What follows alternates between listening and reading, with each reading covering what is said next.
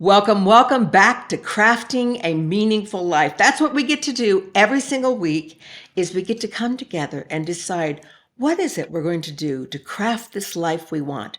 We're not going to be the bobblehead doll on the dashboard that's like pushed around to and fro. And if you are, this is the podcast for you because you get to decide every single week what life you want to craft. And to help us in that process today, we have a very renowned leadership teacher, coach, life coach, mentor for you who has written 2 books. Welcome to the podcast, Amy Chambers. Welcome, Amy. Thank you, Mary. I am so excited to be here. I can just feel the energy. Well, I'm kind of an energy person, and you, my girl, are definitely a full-on energy person. Can you all just, if you're not watching on the audio or on the video, if you're just watching on audio, let me describe to you what you're seeing here with Amy.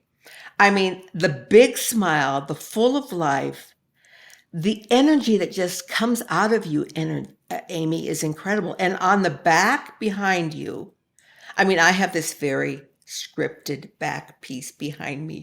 You have this montage of all things that are valuable to you. So just let's start right there. Tell me about what is on your wall.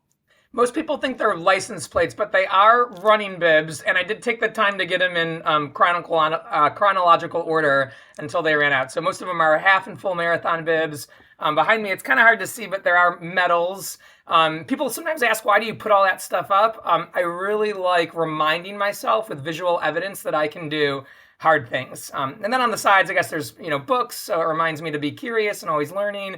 Photos of the people I care about most reminds me of happy times and the people I cherish. So you're right. It's a visual display of everything that matters.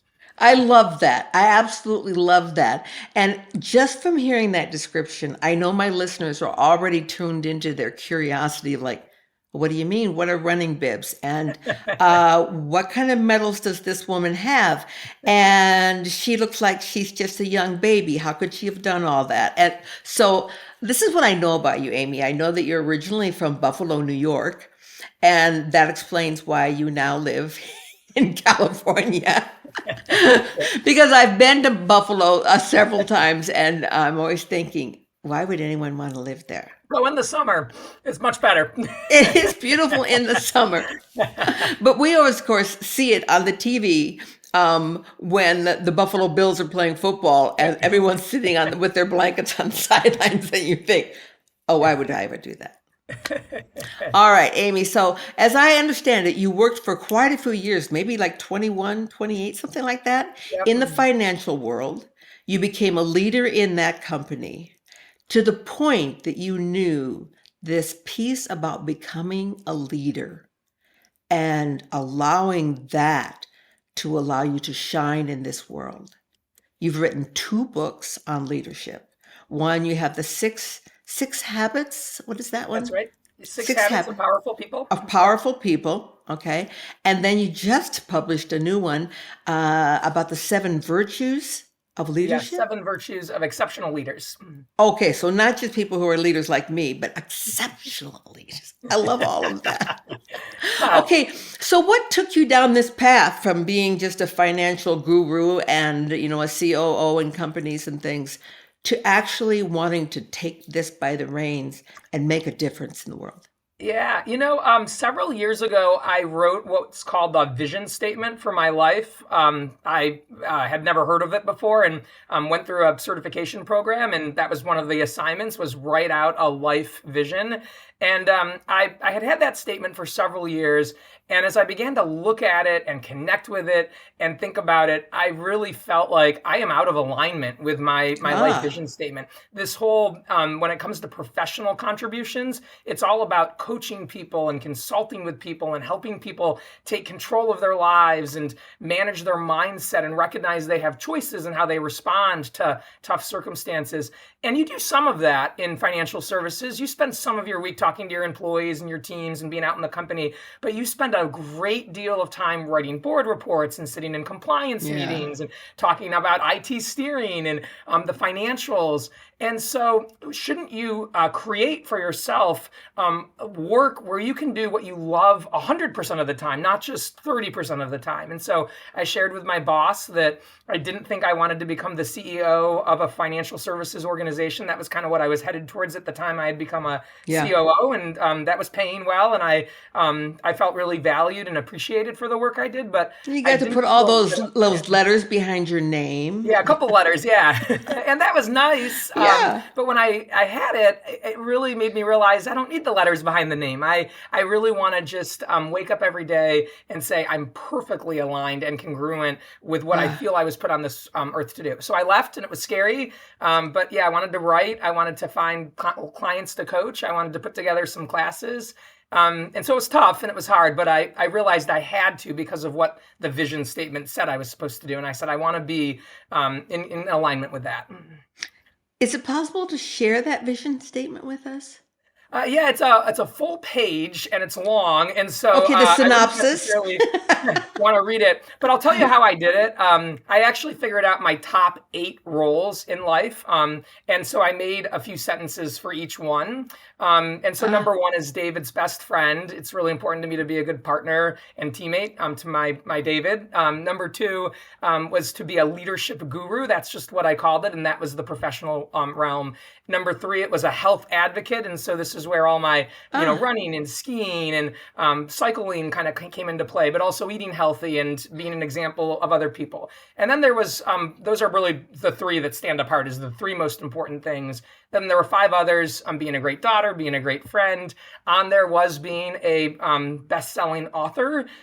There's a world traveler. There's a lifelong learner, which is all about curiosity and still, even though my formal education is over, making sure I'm still learning. And so I broke it out into these 8 things and said I wear these 8 different hats during my week or my months. mhm. And when I'm in a realm, like when I'm acting as a daughter or a friend or a leadership guru, what do I want to be known for? What do I want to be exuding? What would I want people to be noticing in me or saying about me?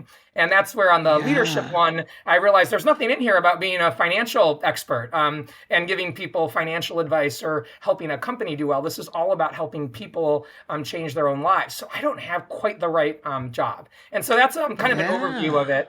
I Hopefully that love helps. that. So before we go on, I want to talk so much about this leadership piece, but that exercise would be of value to everyone who's listening to really get clear on your vision statement. I know I've had really kind of two different directions in my life from when I was working in a career and a mom, and then to now being retired from my career, but not retired from life.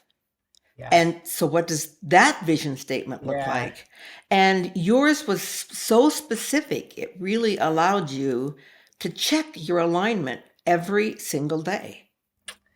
Yep. It's probably the first thing when I get a new client, I ask them to do with me is to map out a vision statement and also their core values, things like Mm, maybe accountability or transparency or humility.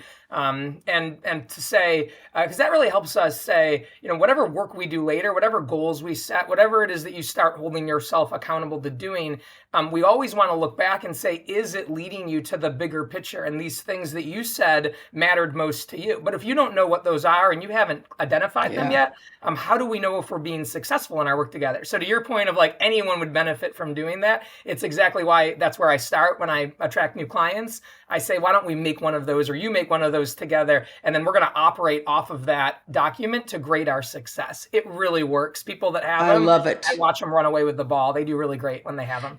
And it's that one piece that I started the show with is that when you have that kind of vision statement, you are not a bobblehead doll Yes. being knocked to and from with whatever Yep. is the current, thing. You know, I'm woke, I'm not woke. I mean, just like back and Yep. forth, you get to make your decision about who you are and you bring things into alignment with you according to your vision. I Yep. love that. Yep. Okay, so let's delve into this leadership piece. How important do you see as developing leadership characteristic is for people? Because not everyone has a leadership role and they don't see themselves as leadership role. So is this an important piece for everyone or just those who have leadership in their vision? I think it's an important thing for everyone, and I will explain why. It's because I have this definition that leadership isn't a positional thing. It doesn't have to have a title attached to it. I really do believe that we all lead in our own lives every single day. You made the comment earlier about the bobblehead, Yeah, just going to and from. In my mind, that's someone that's not leading in their life. They're reactive. They're just sort of taking in what gets thrown at exactly. them. And I really believe we achieve joy and happiness and fulfillment when we just say, how do I become more proactive and get a little more intentional or deliberate with what I stand for, who I am? And it might be something as simple as I want to be a great mother. I want to be a great spouse to my partner. I want to keep a clean house. I really want to be known in the community. I want to do some volunteer work.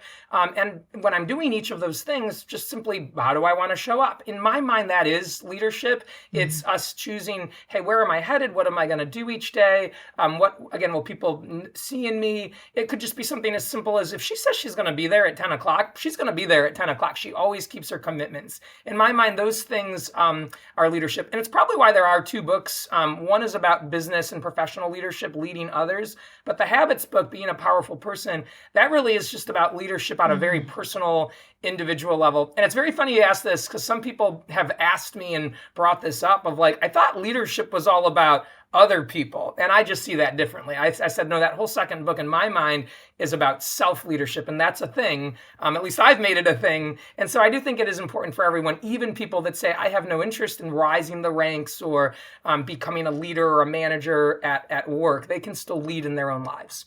I couldn't agree with you more, Amy. I was thinking as I was looking and trying to know a little bit about you, and looking at your website and your Instagram and your LinkedIn and listening to some of your podcasts and previews and summaries of your books. I mean, I kind of delved into you a little bit. I kind of like you. So Great. the the thing that kept striking me is it seemed like the very first step in this leadership, and I thought back to my journey through leadership, that the first step seems to be to learn how to first lead yourself. If you cannot lead yourself, there's no way you can lead other people. How do you see that? Yeah, it's absolutely true, 100%. And when we think about leading ourselves, there's a lot of steps with that. Probably the first one we've already kind of alluded to it is saying, what do I believe is important? What do I stand for? Where am I trying to take my relationships or my life? Or myself this year. And there's a lot of elements that go into being able to do that successfully. I think one is us recognizing, and I've sort of said this just in passing, that we have choices. We can't always control Mm, what happens to us, but we can absolutely always control how we respond to it. And so actually saying and getting clear with ourselves as to, hey, when bad things happen, what am I going to do with that? If someone gossips about me or says something mean to me, how am I going to handle that? Am I the kind of person that's going to cut people off in the parking lot trying to get into the store and give them the finger? Or am I a person that has patience and says, like, oh, maybe they were in a hurry and they have somewhere they need to be? Just how do I kind of show up every day?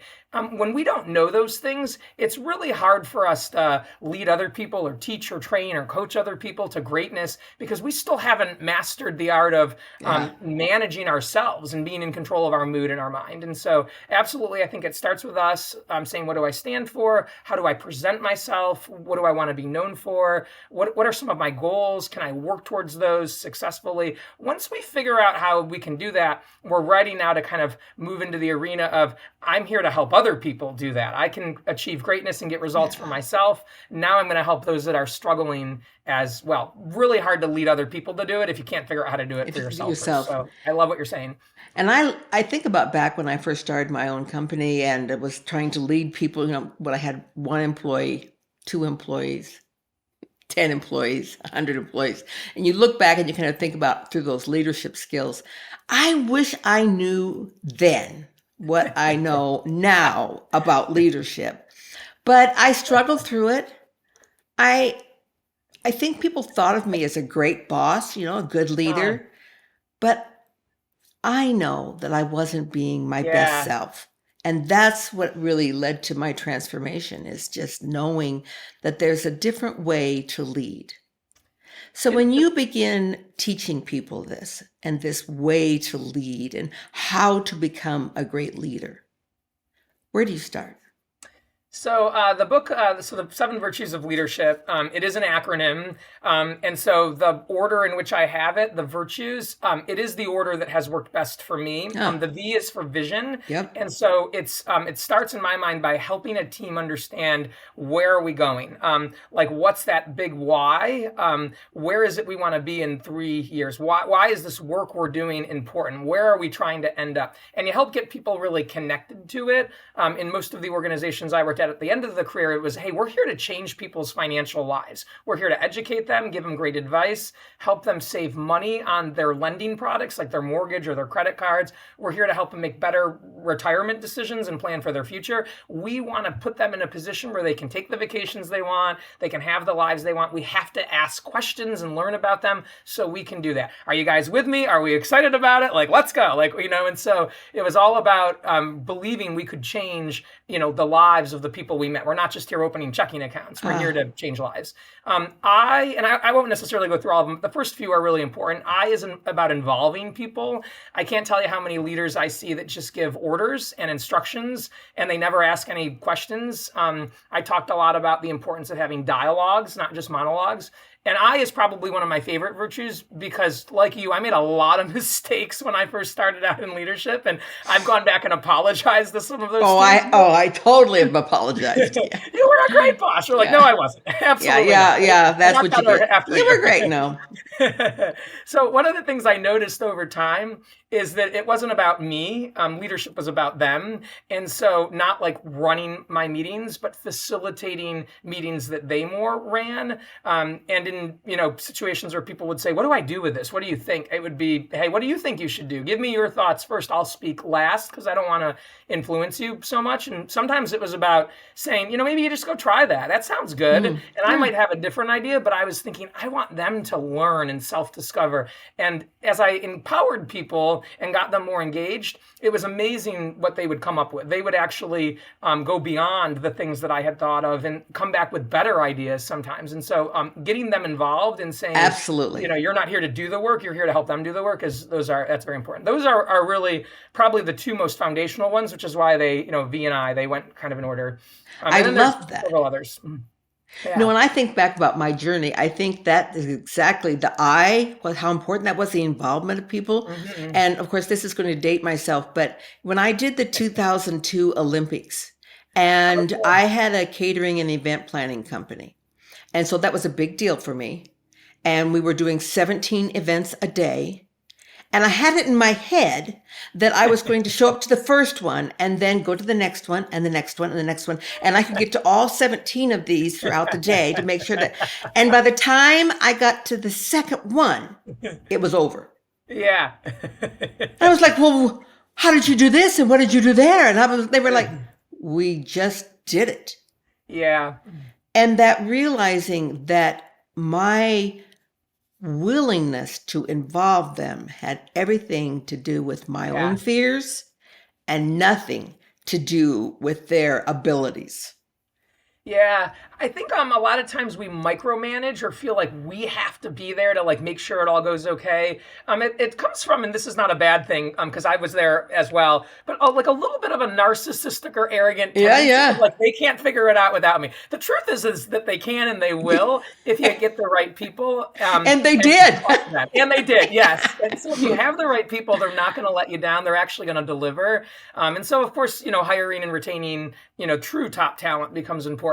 But they don't actually really need the leader. When a team has been trained well and they're the right team, and they're engaged and they're motivated and they're recognized for doing good work, they just kind of need you to get out of the way on game day, actually. And so it's really cool that you saw that and they delighted you and everything went fine. And that it did go well, yeah. Of like, I gotta be there to help them kind of starts to go away because you start to prove to yourself they're actually prepared. But at first the tendency is like, no, they need me. And it's hard to let go, I think. But it's cool when we do. So it's nice that you had that experience. So I'm just out of curiosity, even if you don't talk about each one, I want to know that acronym. So we did V and I. I'll go quicker. R is for routines. And this is important when it comes to things Yeah. like evaluating performance or coaching people. We don't just do it when there's a problem or we need to because an emergency happened. We should do it on regular cadences. And so I can't stand when people say, oh, well, I haven't met with my employees or done a one-on-one because like nothing's come up. It's like, well, how are we making sure that they're moving towards their goals and how do we keep them performing really well? So, do things on a routine, have systems, have cadences. The T is for talk terrifically, and a little bit of this, comes into play with I, because I did talk about communication routines. But here in T, we really dig into what does communication look like, and what is it that we can say and we can ask to make sure that there's clarity and that people are able to express themselves. And then U is for understanding, and this is all about learning and how people get the skills that they need. It's not like, hey, we send them to training and then they come back and they're just a finished product.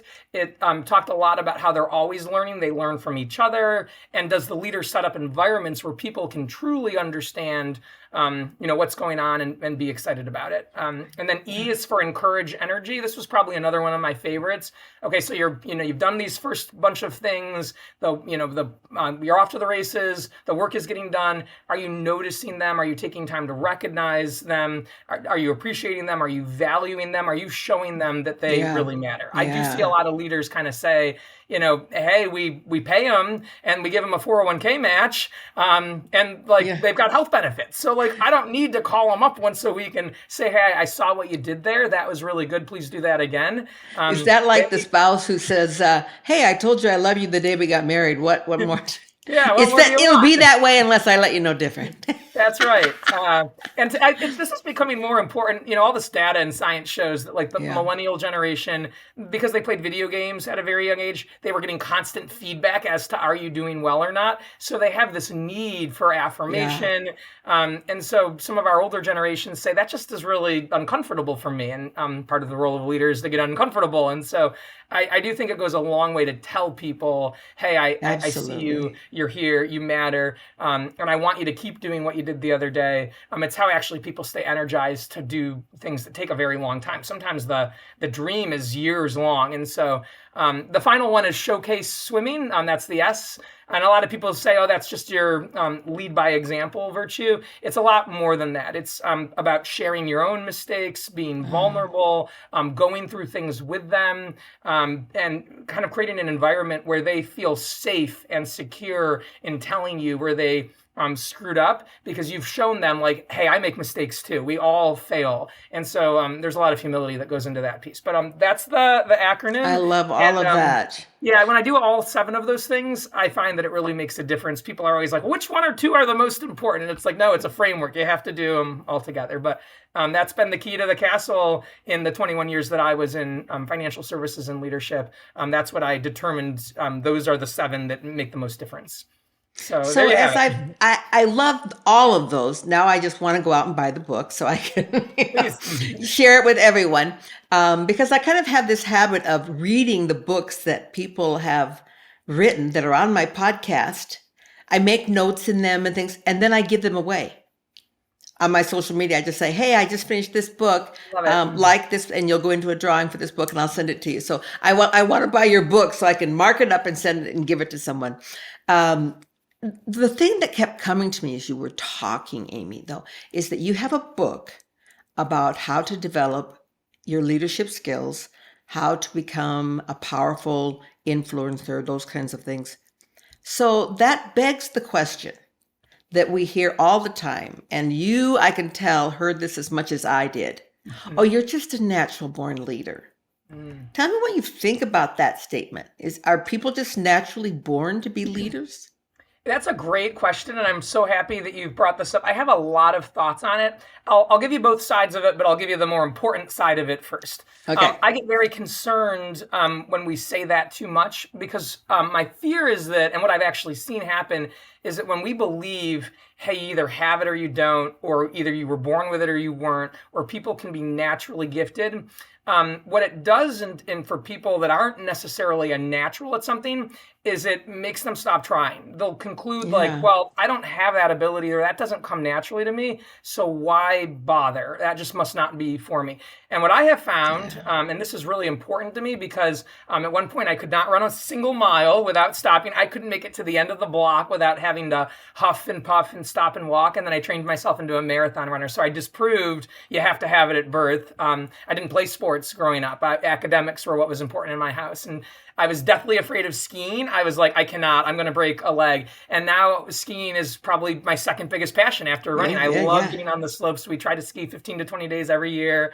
And so that big shifts have been made when I decided I could get better at things by simply practicing, exerting effort, just putting Mhm. forth work. And what I have found is that we are malleable. We can learn and develop new skills that we didn't have, but we have to believe in our ability to get good at something, even if it didn't come natural to us.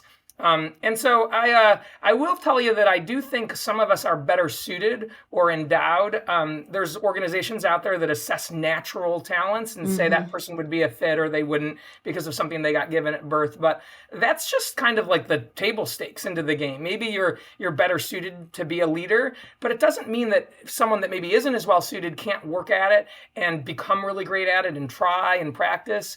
And get as good as the people that have these natural abilities. And so I think it's just very dangerous when we Yeah. overuse this, genetic.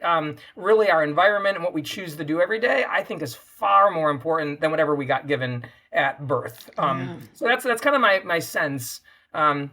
Kobe Bryant's probably a great example. A lot of people don't know this about him, but he was a terrible basketball player when he started at age 8 or 9. Hard to There's believe. a report that he went out and didn't make Yeah. a single shot all summer, like he just couldn't, get the ball in the hoop. And then he went back and was a little better the following summer. Now he probably had some natural abilities. He's tall. Potentially he's got fast twitch muscle fibers.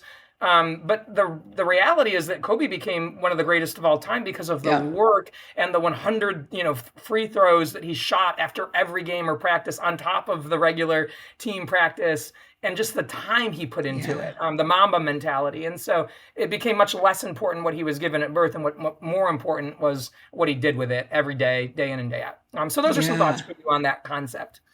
I think back to when I was in college and I graduated in social work.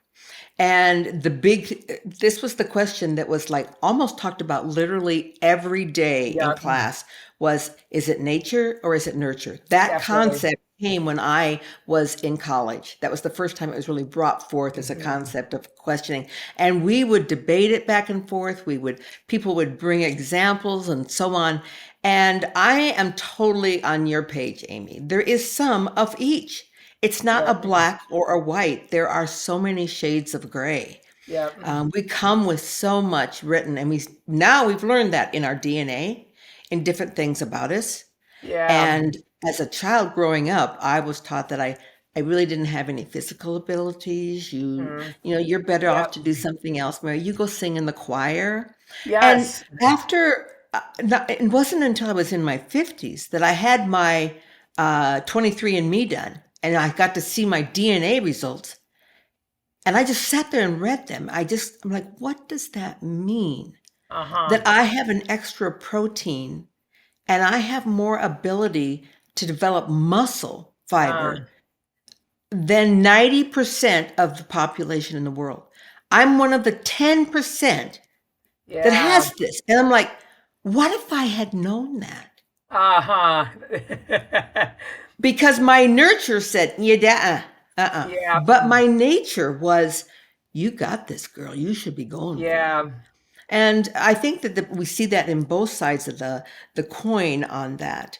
But the beautiful thing that I think that you're bringing forth is that most people probably described you growing up and in your early part of your life as you're definitely an A personality. Yeah. Well, I got that a lot. Okay, the A personality. I'm a Leo. Okay, so there's all those kind of things. You're dominant. You're red. Okay. I get that. But when we talk about the other, what about those blues and yellows and whites? Yeah. And what about those other people that no one's saying that about. I think that this is such a critical piece. Yeah. Some of the best leaders I've known play in the blue waters Yeah. of the ocean and not the red waters where the sharks live. I am so happy you brought all this up, and what you've shared is so personally touching to me because I had the exact same experience as a child. I tried out for the basketball team freshman year, didn't make it, was basically forbid from going back and trying again sophomore year because the conclusion we had was, you're not a basketball player. We've just proven it. You didn't Yeah. make the team.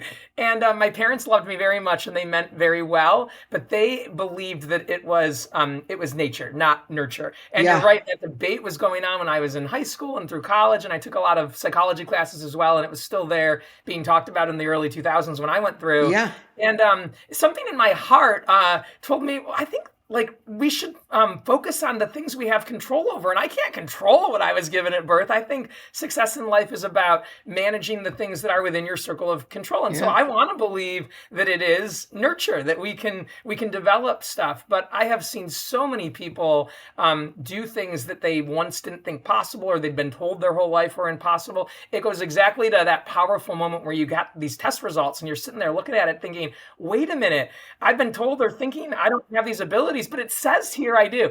And what's funny is now hearing that you've climbed Kilimanjaro and you've done all these things, you've proven that you do have these abilities. Things would have looked so different had So you only different. known or believed that sooner. Or nurtured to believe Yes. that I believed it. Yes, exactly right. Yeah.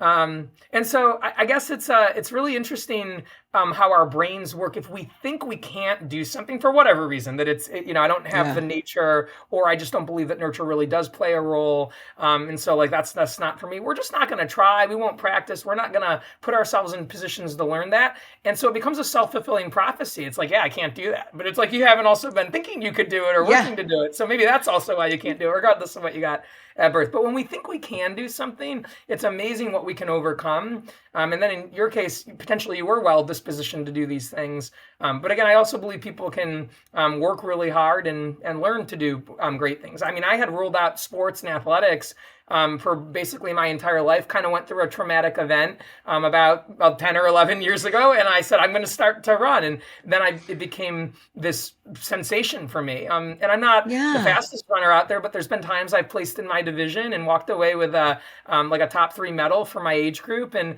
on those days, I'm like, you know what? I wonder what I could have done with this if I'd only thought 20 years sooner that I had Yeah. choices. So what But you you've can't shared go is back really cool. and you just take from this point. And I'm not regretting any of those things that I did in the previous Yeah, part of my life.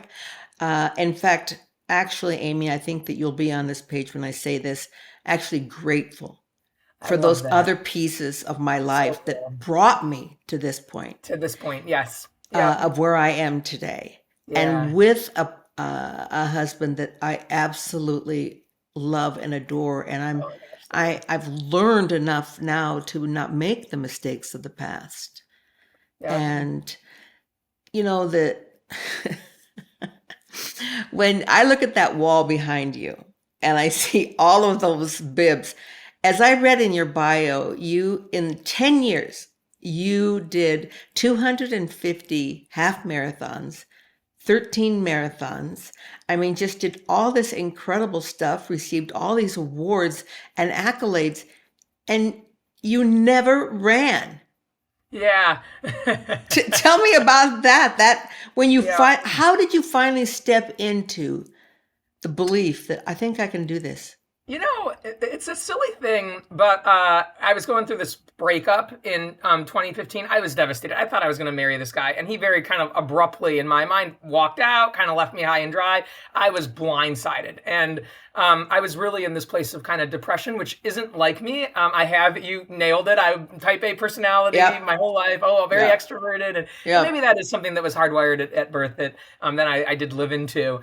So this was different. I was really I was in a very quiet place, a very kind of isolated place.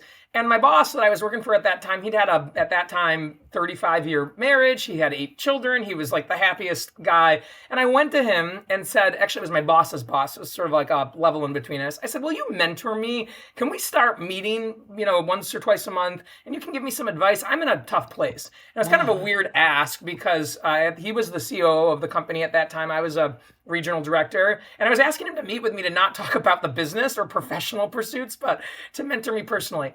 And I'll never forget, in one of our very first sessions, it was just a single sentence that got me curious about running.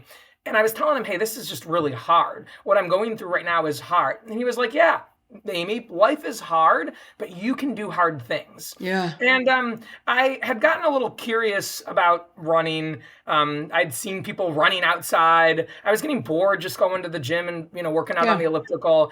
And I guess I just picked it as, that looks really hard. And that has always been very, very hard to me. I wonder if I could do a hard thing, though. And so I set out to prove him wrong with running. I thought, well, yeah, some things are just too hard to do, and they're not for us.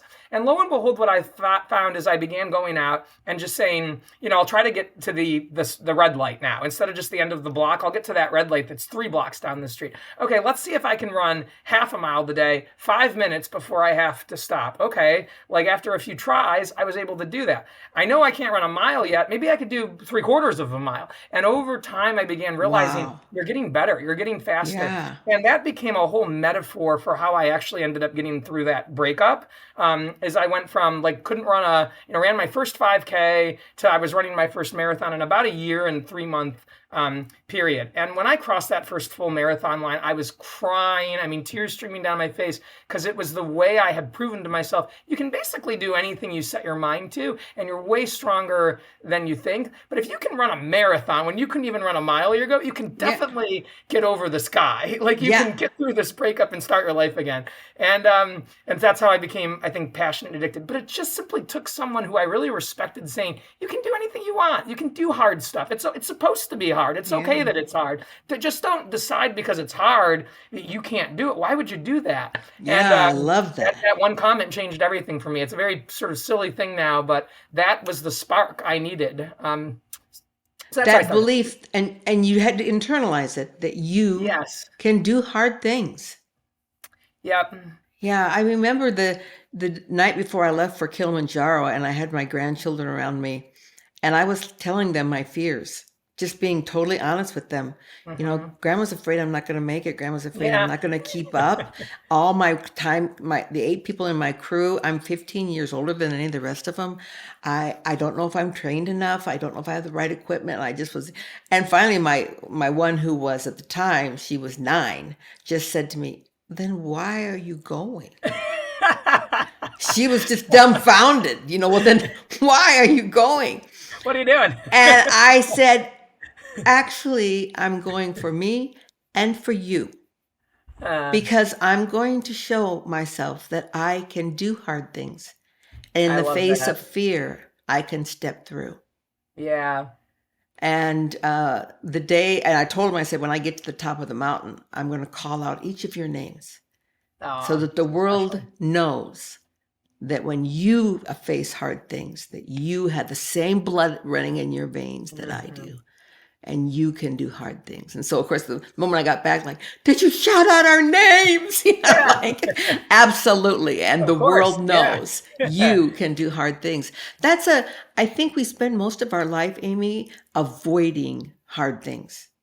Oh gosh, yes. Our subconscious brains, I write about this more in the second book, but the subconscious brain, that has been studied, and what it's wanting to do is protect us and keep us safe and run old programs. And so our subconscious constantly talks at us, just like it was the night before Kilimanjaro for you, saying are you sure? It would be easier, safer, a little more comfortable to stay home. It's why we fear change. It's why we struggle in social settings if we're not entirely sure we're going to be accepted. It's why we hold back. We don't, raise that comment in the boardroom or express a dissenting opinion to a senior leader. It's why we have these moments where we're like, ooh, I better not, because we get very nervous of of the pain that might come if we're not accepted or acknowledged or praised. And then just I think sometimes like physical pain. We're like, I don't want to like, be limping Yeah, around for a few seriously. days. Like that's no fun.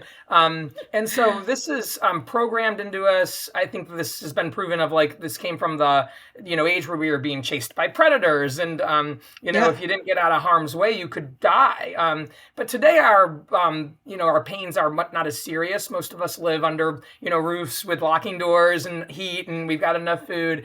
But that subconscious trying to kind of keep us safe is still wired into Still us from the there. past. So we got Yeah. to learn to overcome it and say, I can handle some pain. It's okay if I'm uncomfortable. Yeah. From that will come great growth and transformation. And I want those things, don't I? I'm stronger than I can take a little pain. And so you have to almost consciously talk yourself through it and decide that the pain is worth it. And but you are so right. We live in a society where we're trying to keep ourselves comfortable and take the easy way out. Yeah. And that's just not what life's about for It's truly not. successful people. Even So me, I'm 71 now, and I like last night I was here. We had gone and we played pickleball, and then we oh, did love it. some golf, and we were here. We were done, and it's like it's still only 3 o'clock, and we had a little lunch, and I thought, oh, we could just turn on the TV and spend the rest of the night just like here. There's nothing wrong with that. But in the back of my mind, I'm like, but you could get up and go to the gym, okay, and do some strength and pump some weights. I'm like, oh, come on, Mary, you've done enough. And like, I have. Yep. But what does it say to myself if I Yeah. go? No one else is watching, no one's keeping track. This is just me. And it says, you can do hard things. You can Yep. go. And I did. Mary, we are like soul sisters. I had that same day yesterday. I spent the day doing laundry, cleaning, running the dishes, making the bed, like getting caught up with a few clients Yeah, on my yeah. laptop. And I never worked out. And at like 5 or 6 o'clock, Yeah. an hour before dark, I was like, okay, I'm done with everything. I thought you've done a lot today. You've really you did a lot of just stuff. But I thought you haven't done anything physical yet, though. And there's no reason you wouldn't go work out. Like Yeah. just go on your 3 or 4 mile run. And I was Yeah. like, oh, it's kind of overcast. It's cloudy. It's a little cold out there. And I said to myself, Amy, it's not raining. It's not snowing or Yeah. sleeting. It's like 60. Get on your running clothes and go. And when I got back from doing it, I was really proud of myself because I thought, you almost let yourself off the hook there. Why? And it was just that same voice that we're both talking about that was like, Yeah. you've done enough today. Yeah. It's cool. Take it off. But I thought that's not who I am. That's not who I want to Yeah. be. It's not in keeping with our vision. Totally. Yes, exactly. And so And we learn it's to lead actually- ourselves. Yeah. Yes, that's right. Yeah, this is where it all ties together. It was like saying, but who do I stand for? What am I really? And I thought I'm a person that does hard things and I challenge myself. And you've sat around all day kind of doing nothing. Part of your commitment is that you do something physical every day at some Every point. day. So you Every haven't day. yet, so you need to. Yeah. And but it was a little difficult to get out that door because that voice was there trying to let me off the hook and say I was okay. And sometimes it is okay to give ourselves some break, Sometimes like it you is said. okay. There's nothing wrong with it to say, hey, you've really been working hard. But I think our subconscious voice does it a little too often. And so Yeah. we have to be kind of the gatekeeper of, okay, but you took yesterday off too. And so 2 days in a row, you don't need to take another break. You got 9 hours of sleep. You've been doing all day. You've had your time to be, just calm and recovering and healing. Now you should go do something. So yeah, you do have to be a little honest with yourself to say, do I need more rest and recovery? Now, if you haven't had any and it's been 10 days of long, hours of work, please, my gosh, take that. Rest those so, yeah, muscles. it's a little tricky. Absolutely. I absolutely love and adore you, Amy. We are very much aligned. So if you're wondering what 71 looks like for you, you're still going to be bringing it every day. Mary, if I end know up like it. you at 71, I will consider life a great success. I mean, I just hope to be in the ballpark that you're in, somewhere close to that, even in my 60s. You are crushing it. It is so cool to see. I know you will. Thank You're you. going to look back and you're going to say, I remember that one lady, and she told me I was even going to bring more to life than she has. And I didn't know if I believed her, but damn, look, I have. You are incredible, and you are very humble as well. You give so much credit away, and you really believe in other people and whatnot, and you never take too much for yourself. You are modeling and demonstrating, I think, what's possible for many of us, and it's lovely. It's very inspiring. So, And the same, Amy. I was sitting here thinking, what is it yet inside of me? What challenge is yet to come? What physical thing I've mastered the ones I'm doing. Okay, I could be better at pickleball and golf, but but the other ones I kind of have those down. So what new thing? And I don't think at this age I want to pick up running, but maybe there's something I want to do, and I'm going to ponder that. Thank I you. love that. Thank Yeah, you for that you'll know gift. what's right for you if you give it thought, and I guess it's like no problem can stand the assault of sustained thinking. And so if you say I'm Yeah. just going to commit to thinking about it, you'll come up with the answer. It may not be running, but it's cool that you've been turned on to this idea of like, is there something else, like a new Yeah. pursuit that I would be really excited to learn, and then proud of myself for doing it. I would love to, if you figure out what it is, hear what that I ends will up let being. you know. I think that's so great. Amy, I want all of my listeners to follow you. So at the end of this podcast, we've included your LinkedIn and then the links to your book on Amazon Great. and your website so that people can actually continue to follow you. And maybe they'll be like me and buy that book. I don't know. Should I buy one or two or both? I definitely start with habits first. If you're Okay. not leading other people professionally, habits is the first book. Happy to send you signed copies of either or both if you're interested. Oh, I would love that. That way Yeah, I can I read will. them and then give them away Yeah, because I love absolutely. to do I that. will send you both, and then you can kind of. There's great information in both, but for someone Yeah. saying I'm really just trying to get my own life where to a position where I'm really excited and proud of it, habits is the book. So, Is the but one. if you're interested, I'll send you a copy of each. Oh, I would and the love to fact that do it's a that. signed copy, I would Yeah. love that. Okay, Amy, great. I thank will you get so that over much to for you. sharing all of your love, your power, your vitality, your influence, and your incredible in depth learning on leadership and how all of us can step into that role, whether it's just for ourselves or in the role of our community. Thank you so much. And until next time, everyone, remember that it's your life you're crafting and it's all about what you bring. And that might be your post it note for the week. What is my new challenge? What's still left out there for me to discover? And it's there for you. Thanks for joining us. Namaste. Crafting a meaningful life.